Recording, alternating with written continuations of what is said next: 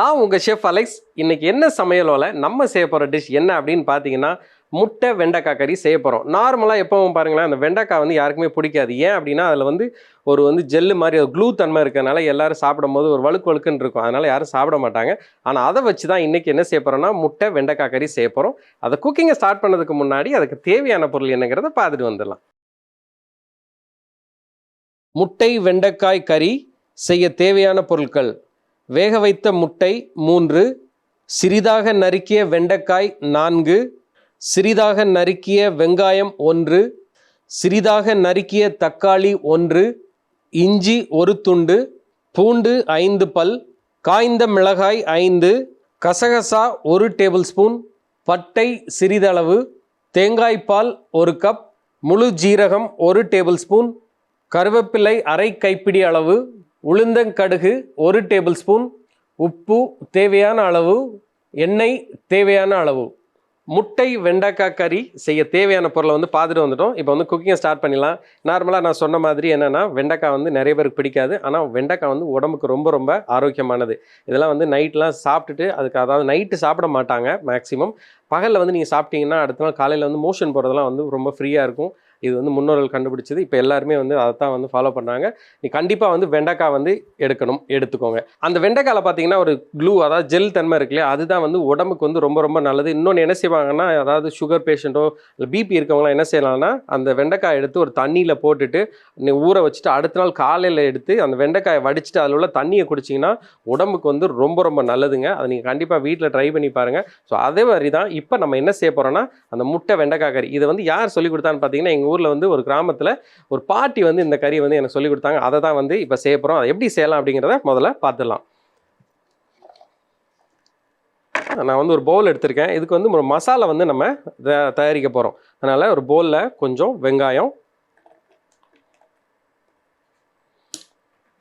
இஞ்சி, பூண்டு அதையும் சேர்த்துடலாம். அதோட கசகசாவை நான் என்ன செஞ்சுருக்கேன்னா, நல்லா ஊற வச்சுருக்கேன். ஊற வச்ச கசகசாவையும் நம்ம இதில் அப்படியே சேர்த்துலாம்.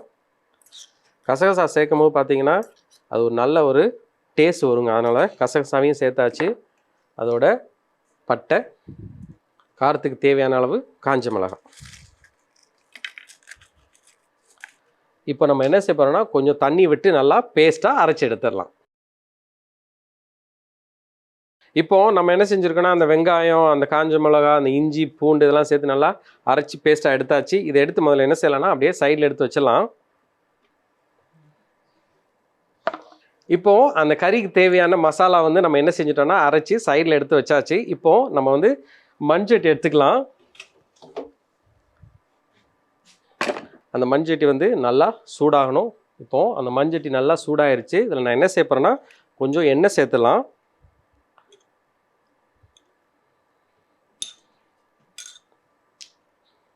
இப்போது அந்த எண்ணெய் சூடாயிருச்சு. இதில் நான் என்ன செய்ய போகிறேன்னா, இங்கே கடுகு உளுந்து எடுத்திருக்கேன். அதையும் இதில் அப்படியே சேர்த்துலாம். அதோட முழு சீரகம், கொஞ்சம் கருவேப்பிலை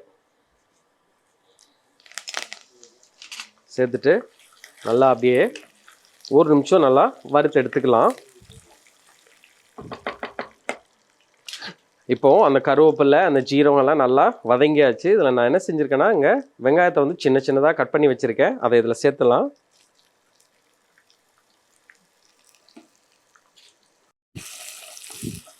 இப்போ வெங்காயத்தை சேர்த்தாச்சு. வெங்காயம் ரொம்ப ப்ரௌன் கலர் எதுவும் ஆக்கிடாதீங்க. ஒரு 2லேருந்து 3 நிமிஷம் நல்லா வதக்கி எடுத்துக்கோங்க. 2 நிமிஷம் நம்ம வெயிட் பண்ணலாம். இப்போது 2 நிமிஷம் ஆயிடுச்சு. அந்த வெங்காயம் நல்லா வதங்கியாச்சு. அதோட இங்கே வச்சுருக்கிற இந்த வெண்டைக்காய் இருக்கு இல்லையா, வெண்டைக்காவையும் இதில் அப்படியே சேர்த்துலாம்.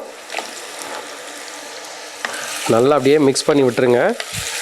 அந்த வெண்டைக்காய் போட்டோடனே எல்லாருக்கும் என்னென்னா, அந்த க்ளூ தன்மை தான் நிறைய பேருக்கு பிடிக்காது. ஆனால் அந்த க்ளூ தான் ரொம்ப ரொம்ப உடம்புக்கு ஆரோக்கியமானது. அதனால் என்ன செய்யறோம்னா, இதை சேர்த்தாச்சு. சேர்த்துட்டு ஒரு 3லேருந்து 4 நிமிஷம் நம்ம வெயிட் பண்ணலாம். ஏன்னா அது நல்லா வதங்குற வரைக்கும் நம்ம வெயிட் பண்ணணும்.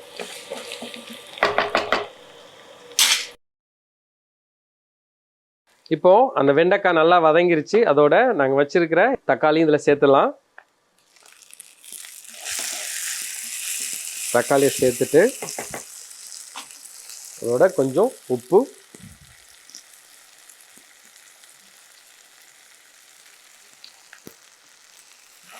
நல்லா என்ன செய்யுங்கன்னா அப்படியே மிக்ஸ் பண்ணி விட்டுடலாம். இதை வந்து ஒரு 3லேருந்து 4 நிமிஷம் நம்ம வெயிட் பண்ணலாம்.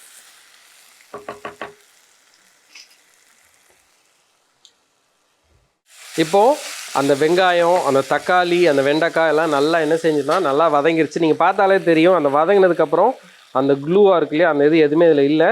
இன்னும் கொஞ்சம் வதங்க என்ன ஆகும்னா அந்த க்ளூ தன்மை வந்து போயிடும். அதனால் இப்போ நல்லா வதங்கிருச்சு. நம்ம என்ன செய்ய போகிறோன்னா இதில் நம்ம அரைச்சி வச்சுருக்கிற இந்த பேஸ்ட் இருக்கு இல்லையா, இதை வந்து அப்படியே சேர்த்துலாம்.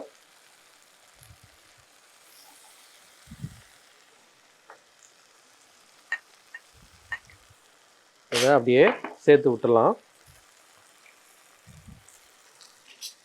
நல்லா என்ன செய்யுங்கன்னா அப்படியே லோ ஃப்ளேமில் ஒரு 4லேருந்து 5 நிமிஷம் நம்ம வெயிட் பண்ணணும். ஏன்னா அதில் இருக்கிற அந்த பச்சை வாடை, ஏன்னா நம்ம இதில் என்ன செஞ்சுருக்கோன்னா இஞ்சி, பூண்டு, வெங்காயம், காஞ்ச மிளகாய் இதெல்லாம் இருக்கிறதுனால அந்த பச்சை வாடை போகிற வரைக்கும் நம்ம நல்லா வதக்கி எடுத்துக்கலாம். இப்போ அந்த மசாலாவுடைய பச்சை வாடை போயாச்சு. இதில் நான் என்ன செய்ய போகிறேன்னா அடுத்து வச்சுருக்கிற இந்த முட்டையை வந்து லைட்டாக அப்படியே ஸ்லிட் பண்ணிவிட்டு என்ன செய்யலாம்னா இதில் அப்படியே சேர்த்துடலாம்.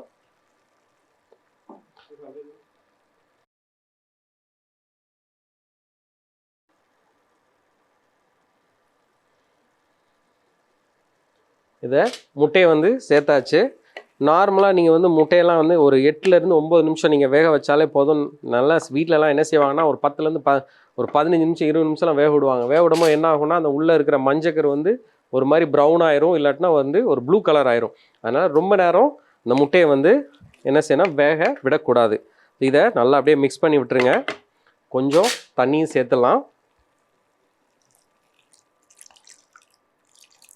ஒரு கொதி வர வரைக்கும் நம்ம வெயிட் பண்ணலாம்.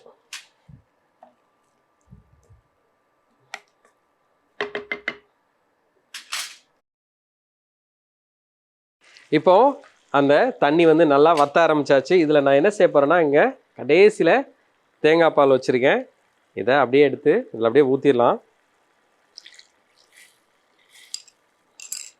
ஊற்றிட்டு லைட்டாக அப்படியே மிக்ஸ் பண்ணி விட்டுருங்க. ஒரு கொதி வர வரைக்கும் நம்ம வெயிட் பண்ணலாம். இப்போது ஆல்மோஸ்ட் என்னென்னா இந்த முட்டை வெண்டைக்காய் கறி வந்து ரெடி ஆகிடுச்சு. கடைசியில் நாங்கள் வச்சுருக்கிற இந்த மல்லி இலையை அதில் அப்படியே சேர்த்துலாம்.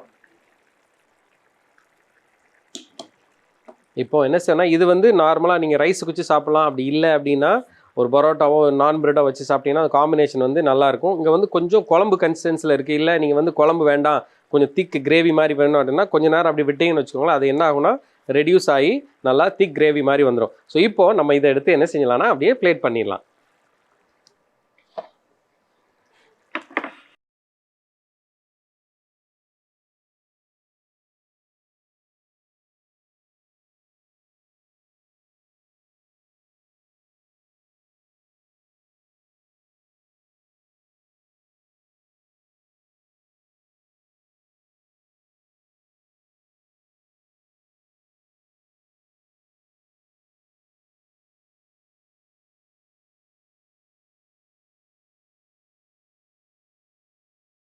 முட்டை வெண்டைக்காய் கறி செய்முறை.